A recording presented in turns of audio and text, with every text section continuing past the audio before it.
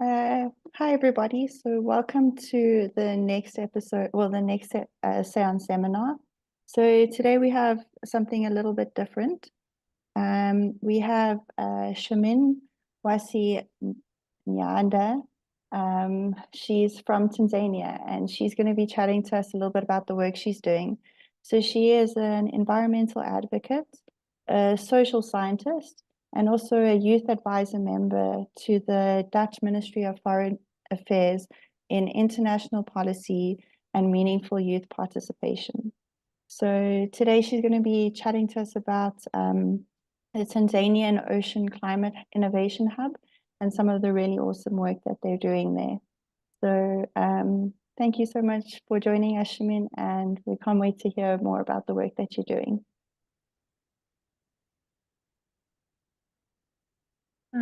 Thank you very much. Just to confirm if you can all hear me loud and clear, because I cannot see you, I can only see my screen. So You're good. And perfect.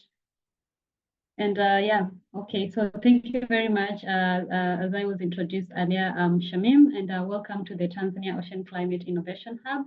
And you will get to learn so many things about the ocean space, the marine space, and what we are doing here in Tanzania at the hub. And the Tanzania Ocean Climate Innovation Hub, of course, is part of the Global Ecosystem for Ocean Solutions program and the Ocean Visions, endorsed by the UN Ocean Decade.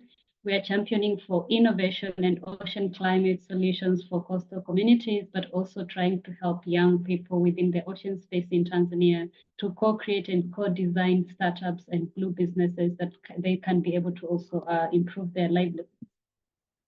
And of course, our main aim or main objective is to foster and facilitate innovation. We believe innovation is very important, but also collaboration with different sectors in the country in order for us to talk about sustainable practices in addressing the impacts of climate change in Tanzania, which has really affected or has greatly affected the coastal communities in the country. This is all due to the consequences of the ocean climate change, which often sometimes people overlook it, and people don't want to talk about the climate crisis and the ocean space. And so for us as the hub, we felt like it would be very, very important for us to focus entirely on the ocean space. And so the problem that we are really addressing is the Tanzania's coastal communities faces significant threats when it comes to climate change. And of course, it's not only Tanzania, but around the SAEON region, that is the Southwest Indian Ocean region, including the rising of water sea levels, but also the dwindling of marine ecosystems or resources, which has really jeopardized the livelihoods of the coastal communities and the ecosystem, and leading to many of them cutting down of trees, mangrove trees, especially for them to improve their livelihoods, but also overfishing, which sometimes is not very much sustainable. And as the Tanzania Ocean Climate Innovation Hub, we are set to offer a collaborative platform where we have experts, entrepreneurs, and communities to co-create innovative solutions. And by leveraging this technology, but also looking at how we talk about data-driven approaches in the context of these communities. For example, if you're talking about the fishing industry, how are they using data in order for them to be able to talk about the technologies that comes with it, but also the ocean climate solutions that they are coming up with as communities or as individuals. So technically, we are just a space who works with different partners, different individuals in the essence of collaboration and partnerships, and of course, promoting SDG number 17. And of course, through a multifaceted approach, we foster research. We also incubate startups, which we are also briefly, I'll be sharing one of the startups that we are currently working with, and also implement community-driven initiatives such as blue economy and ocean literacy. Ocean literacy for us is that at the forefront of the hub, because we believe we do not want people to just get into an economy that they have no idea about. So we want to educate them to really understand the ecosystems, the marine ecosystems, but also to see how can they be able to contribute towards promoting education, but also building resilience of these communities in the context of adaptation and mitigation. And so course, we invite different individuals if you want to join us and be a part of the hub, partners, companies, organizations. We invite all of you to share, to join our shared mission by providing different resources for research and development, and of course also facilitating introductions to potential collaborators or investors and sharing information about different opportunities that coexist or exist within the ocean space. And as I continue to say that, this was the most boring presentation that I had for you guys, because I really wanted for you to understand what is the hub, who are we, what do we do, and what are we working on. And of course, if you'd like to learn much more about the hub, you can also go to the UN Ocean Decade website, and you'll be able to see much about us and what we are exactly doing here in Tanzania, apart from what I have been able to share. But also you can follow us on LinkedIn, Instagram, wherever, and see most of the activities that we are doing in the country.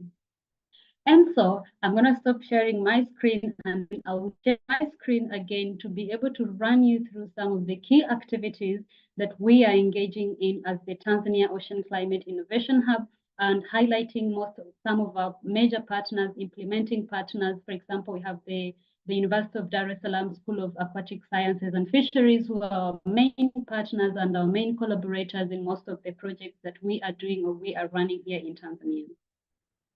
And of course, if you have any questions, just feel free to put it in the chat or to do a follow-up or something like that, anything that will best work for you. And I also have interesting things that I'll be showing you, or rather that I'll be sharing with you in the process. So what do we do? As I say, the first presentation was one of the most boring ones. And now I bring to you the concrete things that we are doing at the hub with the communities that we are working with. And this is how we start. We start with the education part. We educate our communities, we empower them, we give them knowledge and skills of the things that coexist within the ocean space. For example, these are mangrove trees and mangrove forests that we planted years and years ago. And when you look at these mangrove forests, flowers. And so when you go to the field with individuals or university students or researchers or scientists, and you try to explain to them, like, what is the essence? For example, we do mangrove beekeeping. So what is the essence of us having the mangrove beekeeping, and how do we do it? They really want to understand the concept behind it, and how do you work through it? How do you go through it? So these are exactly some of the of how we do it. I talked about the ocean literacy part of it. We want people to connect with the ocean. We want to understand what is within the ocean ecosystem, and of course, how can they be a part of this ecosystem, and how can they be able to connect? Because for me, as a person, not as the hub, but as a person, I believe for me to be able to understand something that I'm working on, I have to see it. I have to see it really working in order for me to be able to contribute. And of course, these are our best heroes. They are the heroes of the Tanzania Ocean Climate Innovation Hub. They are our educators. They educate us on different aspects of the projects that we are working on, because as I said, we are doing seaweed farming, but we're also doing seagrass restoration. We are doing mangrove restoration. We are doing mangrove beekeeping. So these are the two powerful women that guide us through all the process, because they entirely understand exactly what is happening and what is really needed. We talk about the indigenous level of knowledge that they have and they share with us. And this is really amazing, not only for us, but any scientist that will go out there in the field and meet these wonderful women, and they'll be able to share with you the knowledge and the ideas of the things that we are working on, and how do we do it. And for example, if you talk about seaweed, how do you grow it, and after how long are you supposed to harvest it? These are the wonder warriors behind everything that we do as the hub. But of course, as I said earlier, we get educated, we get told what exactly we do. And of course, these are some of the products that come from the seaweed. And of course, I'll also be showing you real time, not on the pictures, but I'll be showing you some of them that I have with me right now. And of course, this is our farm, by the way. We call it an ocean farm. So when you look here, we have this mangrove forest. Here is where we do our mangrove beekeeping. And then here we had just seaweed planting or seaweed growing, and then the waters were now high, the tides were back. And the other side, we also have another mangrove forest, which you'll be able to see in another picture. And then when we come here, we also come with our products to educate different people that join us, especially for the seaweed farming processes or any other process, be it seagrass. So we come here and educate them and show them the different kind of products that we make from the, that we benefit from the ocean space and that we get in order for them to also be able to be part of their solution. And yeah, those are just, and here we are educating the communities of how we do it and which are these kind of products that come from the ocean ecosystem. And of course, how can they be a part of this ocean ecosystem in terms of improving livelihoods of the communities, but also when you talk about ocean economy. Because for me, I believe in order for somebody to take care of something, they have to understand what are they getting through this. I have been an environmental advocate, and one thing I realized is people are not interested in planting, for example, indigenous trees, but they are interested in planting fruit trees. Why so? Because there is a benefit that they see is going to happen in the next 1 or 2 years. They're going to benefit from it. So how do you tell me to take care or to protect the ocean or the marine ecosystem if I do not understand what it brings with it for me, and how can I give back to the ocean? So these are just some of the products that we make. And this is the other mangrove forest that I told you I would be showing you. As you can see, this forest has really been degraded, though we've been trying our best to restore it back. It has really been one of the hardest restoration areas because of the degradation, but also because of the cutting, deforestation. You find that we call them small-scale fishers cut down most of the mangrove trees in order for them to make boats, and this is something that we are really trying to fight in the context of deforestation, but also some of them cut them down to use them as a source of energy, that is firewood. So we are trying to come up with different alternatives, and that is why we decided and said, why don't we do mangrove beekeeping? Because bees will be the protectors of the mangroves in the process, but also people will be able to get something out of it, like improving their livelihood. And this has really been working, and now people, the deforestation is going down day and day, and even people are calling us on us to bring in more beehives as we can. But of course, we work within our capacities and what we have. And of course, this is our seaweed farm. And this one we had just planted. We planted it on 22nd of planted it on the 22nd of June. And of course, the harvesting is usually after every 2 months. We are expecting to harvest in the next 1 month, which is really exciting for us to see the products that we were able to plant.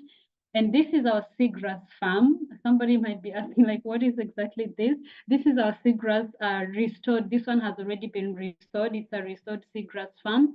And as I said earlier, we have an ecosystem where we are doing everything within that particular ecosystem.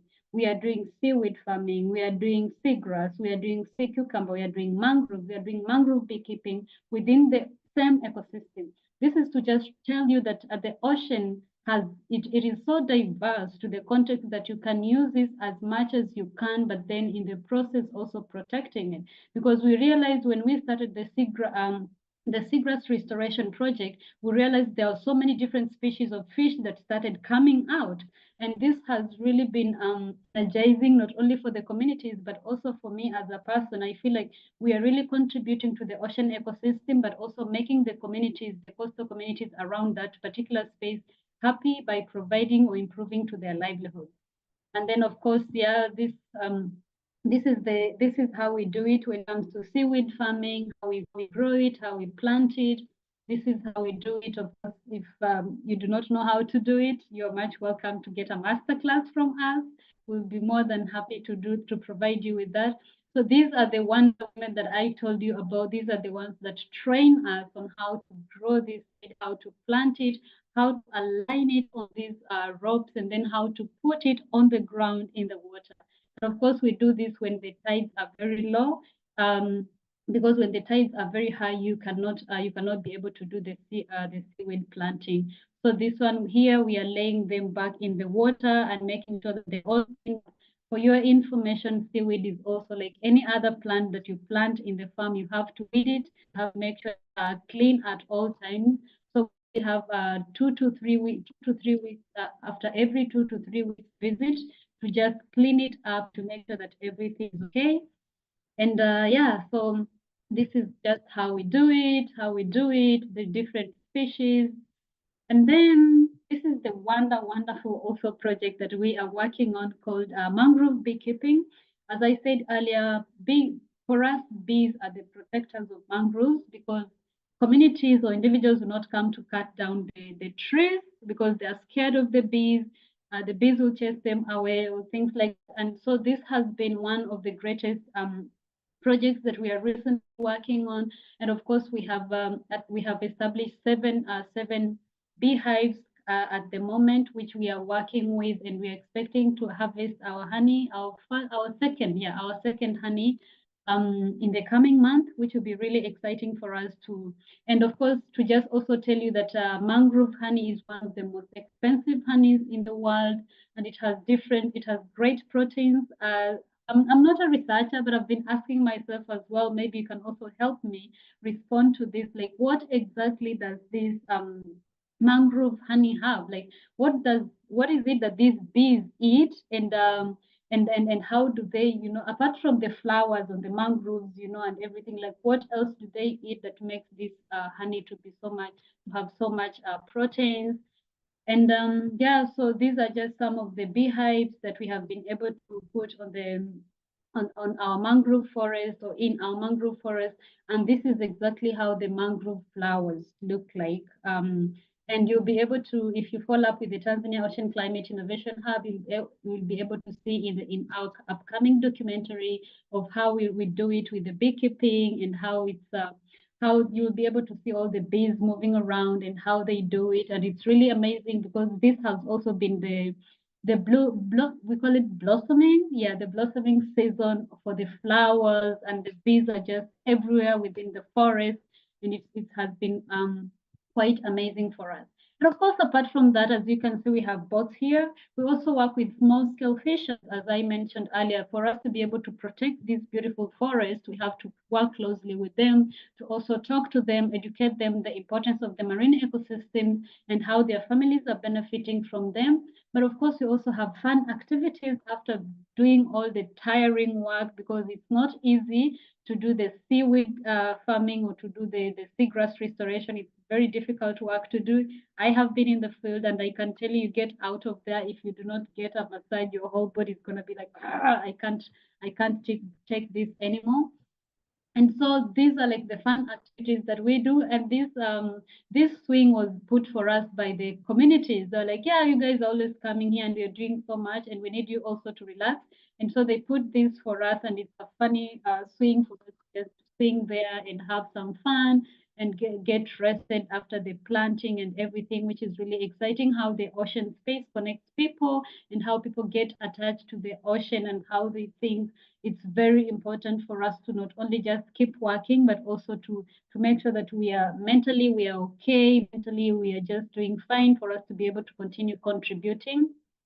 And of course, we also educate these communities. We also educate the individuals or the people that we work with on what exactly is happening within the ocean space. For example, in the past few months, Kenya and Tanzania experienced very bad floodings. And as we know, when you mix fresh water and seawater, what happens to that? So there was so much seaweed bleaching. And of course, you also heard about the coral bleaching. So this is a bleached seaweed.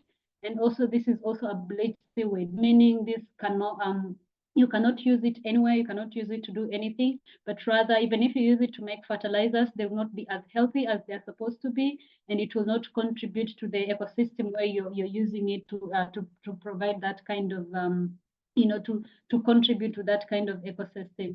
So these are bleached seaweed. And our project implementers, which is the Bagamoyo entrepreneurs, we experienced the flooding, they experienced a loss of more than $25,000, which for me was really like we worked on very hard. And then the floods come, boom, everything is gone. You go back to your space. The seagrass is not there, the seaweed is not there, like everything is missing in action. And so you can imagine how it felt for us, but then we never gave up. We had to start over again. And yeah, we just started over again and we are again doing it, which is really amazing. And of course, as I mentioned earlier, ocean literacy is very important. The University of Dar es Salaam is one of our greatest partners, as I mentioned as well, and they contribute towards in terms of research. So if you want to do research with the hub or anything, you will get the license of research and everything through the University of Dar es Salaam and of course through us, which is really exciting for us to talk about ocean literacy. This is a toolkit we got from IOC UNESCO when I attended the World Ocean Literacy Conference. And of course, I only had one copy and we had to put it at the University of Dar es Salaam library for the students to have access to, for them to be able to read. And I believe no matter how small the resources are, as long as they are contributing towards sustainability, they are contributing towards the vision, then it's very much important for us to be able to share them. And as you can see, but of course we have, this is called the State of the Ocean in Tanzania mainland. So if you're able to read this book, you'll understand the state of the ocean within the country of Tanzania mainland and what exactly is happening. And yeah, when it comes to our farming, we have to be very early in the morning. And so when you go very early in the morning within our ecosystem, you'll be able to see the beautiful sunrise, the beautiful you'll be able to see the beautiful small-scale fishers going to their business as usual. And so it's really an amazing ecosystem space that we really have with us, and we do not take that for granted. And yeah, of course, we talk about ocean climate, and this is one of the books that we also acquired during the World Ocean Literacy Conference. And last but not least, we also do ocean literacy to university students, to young people, schools, with kids, to educate them about the importance of the ocean and how can they contribute towards ocean climate solutions, and how can they also contribute in terms of innovation. And as you can see, these are the different materials that we use, but of course, also thanks to the IOC UNESCO, which has been very supportive in providing us with the sources of materials or resources of materials that we have been using, some master classes that were created by the team from IOC UNESCO. Kudos to them, and that has really been interesting and contributing towards our ocean literacy programs within the country. And yeah, and I think that is it from this. And last but not least, as I said earlier, we also have we also work with different startups, also work with different youth-led initiatives. We encourage young people to be innovative. We encourage them to be as creative as possible. And not only just being talking about the creativity part of it, but also how are they really contributing towards sustainability? How are they also contributing towards innovation? And we have one of the companies, which I happen to be one of the co-founders of the company, which is called I'm just going to quickly share my screen, which is called which is called Sunweb Limited. And here we talk about Sunweb Limited, where the sun meets innovation. And it's not only about innovation, but we are talking about small-scale fishers. How do we address the challenges that small-scale fishers are facing in the context of storage facilities, but in the context of storage rooms?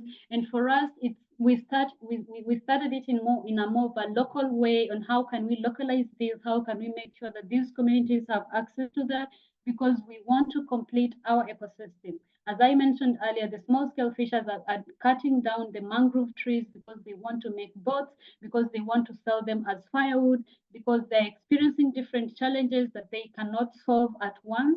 And then for us, we encourage many young people to come up with different solutions of whoever they want to address within our ecosystem. If they want to target small-scale fishes, then well and good. If they want to target mangrove restoration, well and good. If they want to target seagrass, seaweed, we invite all young people to be able to participate and also, join this kind of initiatives that we are working on. And here, this is just the context analysis of the space of what really happens and what really goes on within market space for the small scale fishers. And so we really try to, one of the solutions, the key solutions that we decided to come up with is to provide the small scale fishers with what we call solar powered ice makers, so that they're able to get to have access to ice for them to be able to preserve their catch, so that they avoid overfishing. Because for us, we believe if we can be able to tackle overfishing, then it's going to contribute to the ocean ecosystem, but also sustainability, and also making sure that we work within the same space and balancing all the ecosystems within with the partners that we are working with. And one of the things is, as we all, everybody understands that small scale fishers, for example, in Tanzania, faces a significant post-harvest loss of 70% of their annual income due to post-harvest losses within the country. And so what are some of the significant solutions that we are providing and that we are working on for us to be able to help them preserve their catch, so that they do not do overfishing, they do not do IUU, if you all understand what IUU incorporates and what it is. So this is technically like just us, the hub being us, and trying to, you know, talk to as many young people as possible to come up with solutions. And we try to also reach out to different partners, investors that are interested in their ideas, that are interested in their projects, and then they're able to fund them in those different projects, and then they can work on those projects, and we just provide support for their projects, and you know, be able to deliver within the context. But then when you look at the industry itself, it is a least developed industry, I can say, within the country. But then when you look at Tanzania is among the top 10 fishing countries in Africa, but then 70% post-harvest losses, it's quite alarming. And these are the current alternatives that these small-scale fishers are using. This kind of ice, this is not healthy, and it's not really contributing to sustainability. So we call this kandoro. We have this, they use these buckets for them to get these blocks of ice to be able to use it to store their fish, to store their sardines. So we are trying as much as possible to come up with different solutions, to come up with Shamim, different alternatives for this. Sorry? Shamim, do you want to just put it on slideshow mode? Oh, okay. Sorry, I thought I was on slideshow No mode. Sorry problem. about that. Okay, thank you. Sorry about it. Okay, Yeah, loading. I think you're good. It's just Okay, thinking. perfect. Thank you. I thought Yeah, I'm on you're good slide now. one. Sorry. No problem. Okay, thank you. And these are the current alternatives that do exist within this particular industry. And we realize that these are the most, the small scale fishers within the country, they can be able to afford these alternatives. They can be able to buy the ice and preserve their catch. And so we decided to bring together a group of young people that went through a program by TECA, which has really been amazing for them.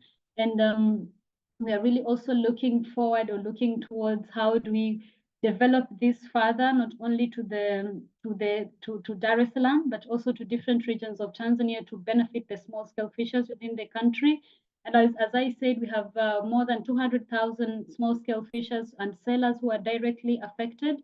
And we are talking about an average of 2,800 of values lost on every ton shrimp, fish caught and sold. So this shows us that it's very, very important for us to be able to talk about the ocean ecosystem, or to be able to talk about the fishing industry, because most of the times when people talk about the fishing industry, they tend to talk about the distant water fishing nations, and we forget about that they are these people that are also contributing within the blue economy space, within the fishing space, in the context of small scale fishers. So how can we also support them directly, and how can you also provide solutions? And the Tanzania Ocean Climate Innovation Hub is one of those partners that is really trying to work with different young people to make sure that we provide such solutions for such individuals within the ecosystem.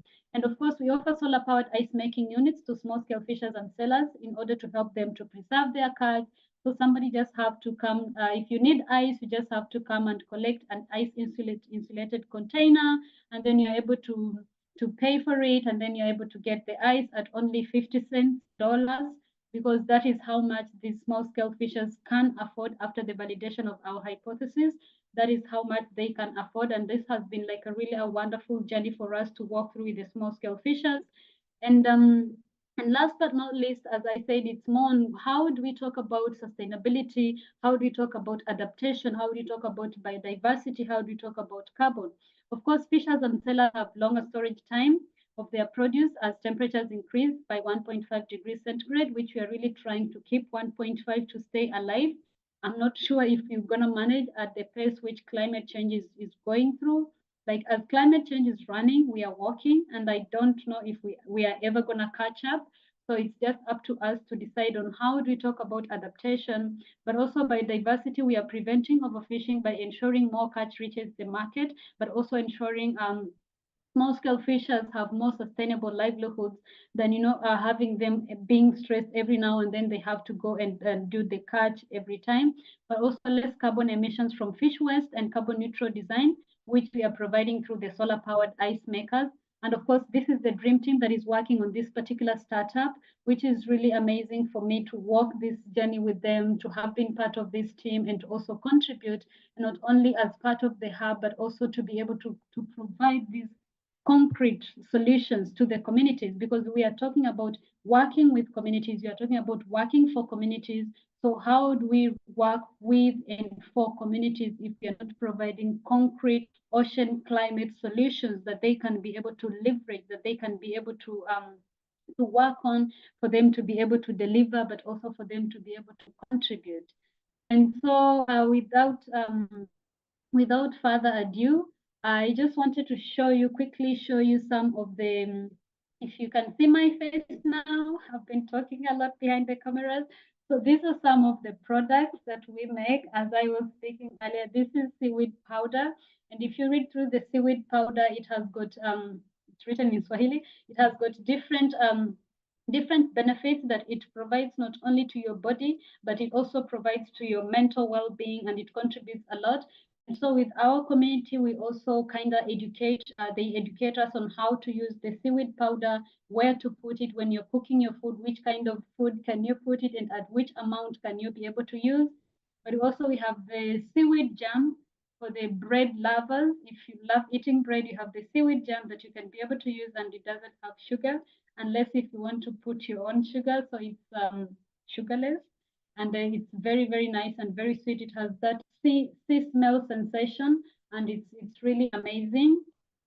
And of course, we also have the seaweed skin gel. This is the gel that I personally use for my body, for my face, and it's quite really amazing. And of course, last but not least, we also have the soap that we make from seaweed and seagrass. And this is this is also one of the things that we are making and providing with the communities. And did you know that one of our customers, our immediate customers to the Bagamoyo entrepreneurs, our implementing partners, are the local communities. They are the ones that are buying this product. So this shows us that it's very interesting how we sometimes assume things are just okay the way they are, but then communities feel like they have to do something for them to provide for their families, but also to contribute to their own livelihoods. And last but not least, this is dried seaweed. So with the dried seaweed, this is what we use to make the seaweed powder, the seaweed jam. You can also be able to make it by yourself. I think you cannot see it clearly because of my background, but now I think you can see it. So with this, you can be able to make your own different products from it. If you have the dried seaweed, you can make your own jam, whether you want to add different flavors, you want to add different things that you want to add. And now currently the final product that we are working on trying to test is we are working on what we call the seaweed wine, which we hopefully by the end of the month, I will be able to have finalized on our last product of the seaweed wine. And we'll be, of course, next time when I meet you guys, I'll be having a bottle of seaweed wine to also show you guys of how innovative our communities are, how innovative our young entrepreneurs are within the ocean space. And just to finish up, I just want to say for us as the Tanzania Ocean Climate Innovation Hub, we say one community, one startup, one seaweed, one seagrass farm at a time.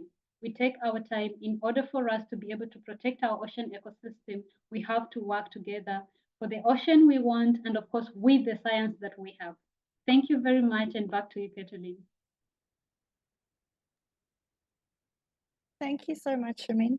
It was really nice to hear that there's some ways that you started thinking of how to tackle the social problems that are affecting the ecological problems. It's so nice to see kind of the more holistic way of looking at stuff. I just want to open up to anybody who has any questions, would like to know anything else. You're welcome to either raise your hand and you can ask a question, or you can pop it in the chat.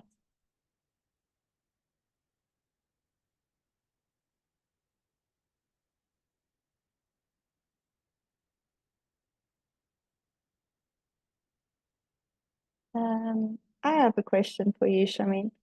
Do you find that people involved in your projects, whether it's like the seaweed or the beekeeping and stuff, have a better appreciation for the ocean afterwards, and like better ocean literacy? Yeah, so with the people that we are working with, as I said, for example, if we have a partner that is interested in working with the hub, we have to first provide what we call ocean literacy for them to understand the space that they are stepping in is not the space that they are used to. So they really have to understand. And for example, one of the partners we are working with, the University of Dar es Salaam, one of the we call it a compulsory, a must do thing is anybody who is part of this has to know how to swim, and which is really exciting, because if you are able to understand the ecosystem, then you know what to do and when to do it and how to do it and why are you doing it. So for us, ocean literacy is like the backbone of everything that we are doing. We have to educate people, individuals interested, and once they understand, then we are able to bring them in the field. And in the field, they also get education from the indigenous communities or the local communities that we are working with. So they combine our knowledge with the knowledge provided by the community, and then they just put it together, and then they are just able to deliver. And sometimes it's really exciting, and some of them are always reaching out like, oh, can you come to our school, can you come to our university, could you also come extend to our community so that you can educate our community as well. So it's just small steps we are taking, but then it's quite positive, and the feedback is also quite good, because we also do monitoring and evaluation to see exactly what we're doing. Is it working or is it not working? How is the response of the communities around it, the people that we are working with, what is their response about it? And it seems to work. Cool, thank you. Anybody got questions? Are you all happy? I have another question for you if no one else wants to ask. With the ice, the solar ice and stuff, are you finding that it is helping reduce like the waste, so less fish is going off because you're able to keep it cold for longer and have kind of look after it a little bit better so it doesn't go off as easily? Yeah. So there's, for example, when we are talking to some of the small scale fishers, they were saying, for example, if I catch like 5 kilos of fish today and I do not get someone to buy them, it means they get spoiled, and then tomorrow I have to go back fishing. But now with this kind of alternative, then I'm just able to, if I don't get a client or a customer, I am able to preserve my catch and then continue looking for the market, and I don't have to go back to the sea, because sometimes it's very risky for them. The waves sometimes are not friendly for them, and so it is. This is one of the solutions that they themselves are even pioneering with, like neighboring communities. And can you also take this solution? Is good. Can you also do this? Is good. It's really also helping with the preserving of their catch, which is also really amazing for us, like working on this particular solution. And also happy that the communities are even willing to pay for the 50-cent dollar for them to be able to acquire the ice, compared to the existing ice that they were getting, which was like from industries that are, this is just a surplus. So we just give it to people that are interested to preserve their catch, but then they now have an alternative for them to be able to just continue keeping their catch cold until they get to the market, or until they get a client or a customer. Cool. Thank you so much. I think it's a very nice example of how some of the social challenges are creating those ecological challenges and stuff. Actually, I think you have a few very nice examples of those and how they link. I did see there was a comment in the chat saying that it's a really nice project, and I agree, it's a great project. Anybody else have any questions, or can we let Shamim off the hook? Okay, I think people are just amazed by how cool this project is that you're running there. I just want to say Asante Shana Shamim, and I hope that everybody can join us for our next seminar. So it will be on the 1st of July. Sorry, we're in July now, 1st of August, and Abu and Yinfle from Egagasini will be chatting to us a bit about their Marian journey. So thank you so much, everybody, for joining us, and thank you, Shamim, for chatting about your really cool project, and hope to see you next month. Bye, everyone. Thank you, everyone. Bye.